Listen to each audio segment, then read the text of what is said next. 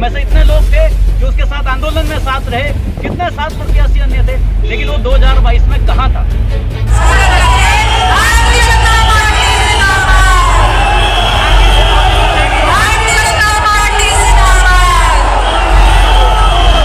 नमस्कार, DCP news Uttarakhand में आप सभी का अपना स्वागत। मैं आपके साथ दीवान नौटियाल और खास खबरों में आज बात करेंगे सबसे बड़े सूबे के मुख्यमंत्री के उत्तराखंड दौरे को लेकर। जी हां, आपको बता दें, उत्तर प्रदेश के फायर ब्रांड नेता योगी आदित्यनाथ के उत्तराखंड दौरे को लेकर आज बड़े स्तर कार्यकर्ता देहरादून स्थित बन्नू स्कूल ग्राउंड में पहुंचे। योगी आदित्यनाथ के स्वागत में उत्तराखंड सरकार के तमाम मंत्री से लेकर विधायक गण मंच पर मौजूद रहे, तो वही हजारों की तादाद में भाजपा के कार्यकर्ता भी उनको सुनने के लिए देहरादून पहुंचे, जिसमें कि ग्रामीण जिला उपाध्यक्ष अमर सिंह चौहान, प्रदेश उपाध्यक्ष सुरेंद्र चौहान और मंडल महामंत्री केशर चौहान मौजूद रहे। वहीं योगी आदित्यनाथ की मौजूदगी में विधानसभा चक्राता के 2022 के निर्दलीय कैंडिडेट, छात्र संघ के पूर्व अध्यक्ष और छात्र राजनीति के चाणक्य कमलेश भट्ट ने भी अपने जन समर्थन के साथ भाजपा को ज्वाइन किया, जिसको कंट्रोल करने में सुरक्षा कर्मियों को भी खासी मशक्कत का सामना करना पड़ा।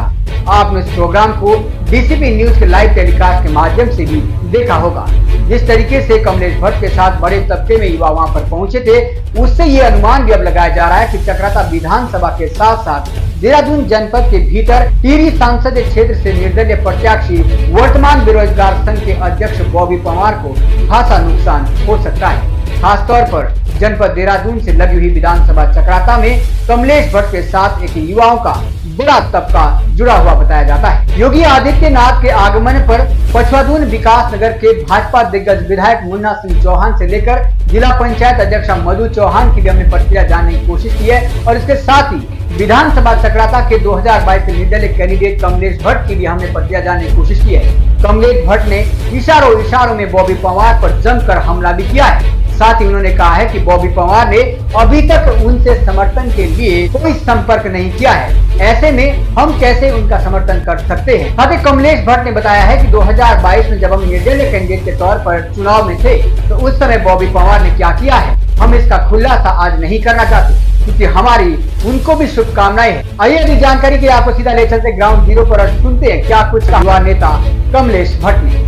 आप सभी का स्वागत है। मैं आपके साथ दीवान नौटियाल और प्रदेश की राजधानी देहरादून में आज हिंदू ब्रांड हम कह सकते हैं सबसे बड़े सूबे के मुख्यमंत्री योगी आदित्यनाथ की मौजूदगी में प्रदेश में कई सारे युवाओं ने आज भाजपा में विलय का जो कार्यक्रम यहाँ पर चला था, महारानी साहिबा की जो संसदीय क्षेत्र है टिहरी से, उसी क्रम में छात्र राजनीति के चाणक्य कह सकते हैं, पूर्व छात्र संघ अध्यक्ष कह सकते हैं, और 2022 से चक्राता विधानसभा के निर्दलीय प्रत्याशी जिन्होंने कि दोनों ही राष्ट्रीय पार्टियों के अतिरिक्त तीसरे स्थान पर जो है सर्वाधिक मतों के साथ विधानसभा चक्राता से रहे थे, ऐसे चेहरा और कह सकते हैं उनकी विधानसभा चक्राता की योगी आदित्यनाथ भी हम नाम दे सकते हैं। कमलेश भट्ट ने भी आज बड़ी संख्या में युवाओं के साथ भाजपा में ज्वाइन की है।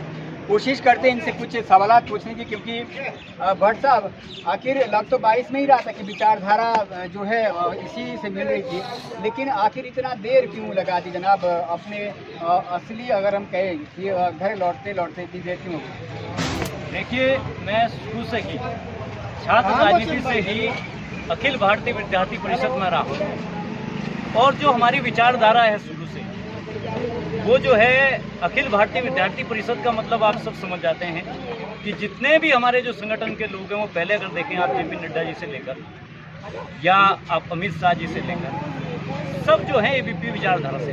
जब हम छात्र राजनीति में थे तो हम भी उसी संगठन में जुड़े, और शुरू से ही वो विचार हमारे अंदर थे। इसीलिए जब हमने 2022 का चुनाव लड़ा तो भी हमें कई पार्टियों के ऑफर आए, लेकिन हमने कहा हम विचारधारा नहीं छोड़ सकते। हम निर्दलीय प्रत्याशी थे, और वो हमारे युवाओं के मन में एक संकल्प था कि भाई चुनाव लड़ना है। हमारे बहुत लोगों का मुझे ये कहना था कि आप 17 में बैठ के, हम 17 में चुनाव नहीं लड़ पाए थे, किस कारण? अगर हम चुनाव न लड़ते तो मुझे लोग और कहते कि यार ये 22 में भी इस कारण नहीं रुका कि इसके कारण कोई वो इस कारण। लेकिन मैं पूर्व से ही हमारी जो संगठन के प्रति वो है विचार है, वो कभी नहीं बदला, और मेरा चुनाव से हटकर हमेशा संगठनों के कार्यक्रम में आना जाना रहा। संसदीय क्षेत्र टिहरी का हम जिक्र करें और विधानसभा चक्राता की खासतौर तो इन दिनों बेरोजगार संघ के अध्यक्ष और युवा बॉबी पंवार काफ़ी चर्चा में है। एक सिंपैथिक वोट की उनको उम्मीद थी विधानसभा चक्राता से कि युवा उनके साथ खड़ा होगा। आखिर कमलेश भट्ट जी उस युवा के लिए समर्थन न देकर आप एक राष्ट्रीय पार्टी में सम्मिलित हो गए हैं और इस लोकसभा के चुनाव में महाराज लक्ष्मी शादी के लिए काम करेंगे, जबकि वहाँ उम्मीद ये थी कि वो वोट बाहर क्या था।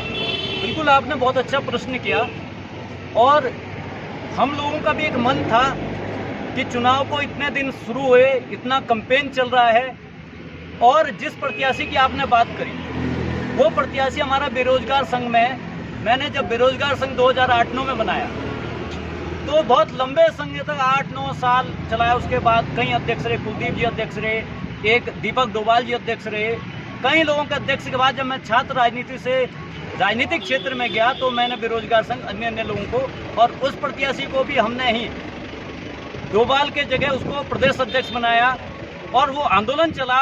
सब लोग आंदोलन में भी साथ रहे, सब लोग साथ रहे। लेकिन जब 2022 का चुनाव आया, वही प्रत्याशी 2022 के चुनाव में जब उसे कहीं ना कहीं किसी न किसी आदमी के साथ होना चाहिए था, हम में से इतने लोग थे जो उसके साथ आंदोलन में साथ रहे, कितने साथ प्रत्याशी अन्य थे, लेकिन वो 2022 में कहाँ था। और मैं एक व्यक्तिगत रूप से किसी पे टिप्पणी नहीं करता, जो चुनाव लड़ रहा है मेरी उसको भी शुभकामनाएं हैं। अगर मैं आपके चैनल के सामने अगर सच्चाई बताऊं, सारी बातें पूछूं कि 2022 में उसने क्या क्या किया, तो ये मेरी मर्यादाओं के खिलाफ है। बोलने को तथ्य तो मेरे पास बहुत हैं कि जनता जो कह रही है, जो आप कहते हैं कि हम ईमानदार हैं, जो कहते हैं हम ईमानदार हैं, जरा 22 का रिकॉर्ड उठा के देखना। मैं आपके चैनल के माध्यम से बोलना नहीं चाहता क्योंकि चुनाव लड़ रहा है, क्षेत्र का लड़का, अच्छा बात नहीं, लेकिन आप 2022 का एक ईमानदारी का सर्टिफिकेट उस चुनाव का देखना कि उस चुनाव में हो सकता है वो चाहे किसी को भी समर्थन करता। समर्थन एक अलग चीज है, आप किसी की भी विचारधारा आप किससे मिले, मेरे से ना मिलते कोई, लेकिन जिसकी लड़ाई हम इतने सालों से लड़ रहे हैं कि हम ईमानदारी से लड़ेंगे, इस प्रदेश का सुधार करना है। 2022 में वो व्यक्ति क्या कर रहा था, आप पत्रकार, आप उसी क्षेत्र से आते हैं, आपको भी आप उनके खत में उनके क्षेत्र में पूछना कि क्या कर रहे थे। तो आपका कहने का मतलब ये है कि 2022 में अगर बॉबी पवार ने बेरोजगारों के जो बेरोजगारों की लड़ाई लड़ रहे थे कमलेश भट्ट, अगर वहाँ पे समर्थन में नहीं किए तो 2 लोकसभा चुनाव हो रहा है, इस लोकसभा चुनाव में फिर आप भी उन बेरोजगारों के साथ ना होकर राष्ट्रीय पार्टी के साथ हो रहे हैं, जो राष्ट्रीय पार्टी उनकी सीबीआई की जांच की मांग को पूरा नहीं कर पाई है, जो राष्ट्रीय पार्टी अंकिता भंडारी जैसे प्रकरण पर कुछ बोलने के लिए तैयार नहीं होती है, कहीं ना कहीं अगर बॉबी ने गलती की है तो आप भी उसी रास्ते पर चलेंगे। देखिए, मैं आपको एक चीज बताऊंगा, आपने प्रश्न पूछा, आप ये बताइए कि जब हमने 2013-14 में इस प्रदेश में कमलेश भट्ट पहला व्यक्ति था जिसने वीडियो कैंसिल कराई थी। हरीश राव जी के टाइम पे 4 सगे भाई टॉपर बने हैं, 4 सगे भाई टॉपर बने हैं। 98 मार्क्स का प्रश्न पत्र था और टॉपरों के कितने नंबर आते थे, 98.2। आप सोचिए कि पहला व्यक्ति था जिसने उत्तराखंड में, जबकि 10-10 लाख रुपए में सीटें बिकी थी और नाम भी चयनित होकर आगे थे, लेकिन कमलेश भट्ट पहला व्यक्ति था जिसने आवाज उठाई और उनको सबको बाहर किया। पहली बार उत्तराखंड में कोई भ्रष्टाचार के कारण भर्ती कैंसिल। लेकिन मैं आपको बताऊं, आज आप बोल रहे हैं, आप देखिए कि वर्तमान सरकार में आपने कहा कि वाकई में पेपरों में स्कैम हुआ, लेकिन क्या पहली बार आपको ऐसा नहीं लगा कि उत्तराखंड में कार्रवाई भी पहली बार हो रही है? कितने लोग जेल चले गए, आप बताइए। इसी सरकार में, इसी माननीय मुख्यमंत्री के नेतृत्व में जेल गए ना लोग, इससे पहले क्यों नहीं जेल गए लोग, 2 साल 3 साल पहले? तो आपका कहना यह है कि हमने, हमारे क्षेत्र में अभी भी कोटा में घटना हुई, बगल में सिलामो में घटना, 1 महीने में ही 3 घटना हुई, कौन खड़ा हुआ क्षेत्र में? आप अंकिता की बात करते हैं, अंकिता के साथ तो पूरा उत्तराखंड खड़ा है। हमारे क्षेत्र की प्रियंका का बात बताइए, हमारी क्षेत्र की कई लड़कियां, उसी के बगल की गांव की लड़की थी, वो आज तक न्याय मांग रहा है परिवार। प्रियंका के पिताजी आज भी घूम रहे हैं कि उनके कातिलों को, हमारे लखवाड़ में संतराम जी हैं, उनके बेटे की गला दर्द की हत्या हो जाती है मसूरी में। क्या जौनसार पावर के लोग अपने यहाँ इतने केस हो गए 1-2 सालों में, इनकी चिंता भूल गए? या सिर्फ सोशल मीडिया के 4-5 चैनल जिनका काम यह है कि वो किसी विचारधारा के अगेंस्ट अपनी विचारधारा ना दिखाते हुए खाली फेसबुक में चलाना। आप देखिए, आप सबसे पहले एक चीज देखिए, कल भी एक वीडियो डली, वीडियो कहाँ की है? राजस्थान की। अरे आप ईमानदारी तो अपने अंदर रखिए ना। राजस्थान की वीडियो में आपने एडिट करके पीछे लिखा दे जिंदाबाद। आप सोचिए, अरे आपके पीछे मेरे पीछे अगर 10 आदमी है तो मैं ईमानदारी से कहूंगा ना 10 है, मैं दिखावा तो नहीं करूंगा झूठ पे, जिसकी बुनियाद है झूठ पे। मैंने आपको कहा ना, पर आज इतने दिन बीत गए, अगर उनमें थोड़ी सी भी बात होती वो हमारे पास एक बार आते। आप पूछना कि इतने दिन बीत गए, 4 दिन चुनाव को रह गए, कभी वो प्रत्याशी हमारे पास समर्थन के लिए आया? नहीं आया, क्योंकि वो तो धन्ना सेठों के पास घूम रहे हैं, उन्हें तो बड़े बड़े उद्योगपतियों का सहारा है। आप एक बात और कहता हूं मैं, बेरोजगार संघ का आंदोलन मैंने किया, यहाँ परेड ग्राउंड में 1.5 साल लगातार इन बेरोजगार युवाओं ने धरना दिया। और आपको पता है क्या होता था? एक टेंट होती थी, एक टाइम खाना होता था। आप कभी वो बेरोजगार संघ का, जो आज बेरोजगार संघ, उसका टेंट देखना, वहां की सुविधाएं देखना, आपको लगेगा कि वहाँ की सुविधाएं देखना। और जब हम उनके पेट देखिए, या हमारे पेट, जब हम बेरोजगार संघ में आंदोलन करते थे, एक टाइम भोजन मिलता था भाई साहब, एक टाइम। आप ये लोगों से पूछिए, और अगर इसकी जांच कराई जाए, तो आपको पता चलेगा इसके पीछे तथ्य क्या है। हम लड़ाई का या बेरोजगारों को पता है, जहां भी बेरोजगारों की लड़ाई हुई, मैं अपने सरकार के मंत्रियों से भी भिड़ा हूं। मुझे आपके अपनी सरकार के मंत्रियों ने भी कह दिया था कि आपने मुझे विधायक नहीं बनाया। मैं सोशल मीडिया की राजनीति नहीं करता। आप किसी भी नौजवान युवा से पूछना, ये सारे लोग नौजवान हैं, ये पढ़ने वाले हैं, नौकरियों की तैयारी करने वाले हैं। अंतिम प्रश्न आपसे लेना चाहूँगा, क्योंकि आज राष्ट्रीय पार्टी में आप विलय कर चुके हैं और प्रदेश में सत्ता में भी है। इसके साथ साथ आपकी रिस्पॉन्सिबिलिटी और भी अधिक बढ़ जाती है, युवाओं का भरोसा और बढ़ जाता है। क्या यदि इस तरीके का युवाओं के साथ कहीं भी अन्याय होता है तो उसके लिए राष्ट्रीय पार्टी में रहकर आवाज़ बुलंद होगी, या कहीं ना कहीं अब सिर्फ उच्च अधिकारियों के, नेताओं के इशारों पर काम होगा? देखिए, जो कमलेश भट्ट को पहले से जानते, मैंने कहा ना, मैं एबीपी विचारधारा में रहा, और मैं पहले से शुरू के संगठन की विचारधारा में रहा। हमने एबीपी में रह के हमें संगठन ने ये सिखाया कि व्यक्ति गलत हो सकता है कमलेश भट्ट गलत है, लेकिन आप विचारधारा, जो हमारा विचार है, विचार परिवार कभी गलत नहीं हो सकता है हमारा कोई मंत्री गलत हो जाए, लेकिन उसको आप ये नहीं कह सकते कि आपका राजनीतिक पार्टी का विचार गलत है। तो सबसे पहली बात तो यह है कि हमें पार्टी में भी ये सिखाया गया, अगर हमारा कोई व्यक्ति भी गलत करता तो उसका संगठन का फॉर्म है, आपने उसको बात रखनी है, उसका विरोध करना है।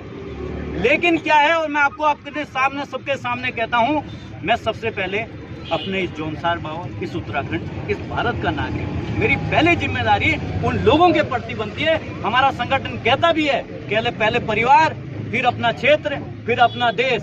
अगर कहीं गलत हो रहा है तो संगठन कभी ये नहीं कहता कि आप चुपचाप बैठो, आप इस पार्टी के हिस्सा हैं तो आप कुछ इसके खिलाफ बोलो।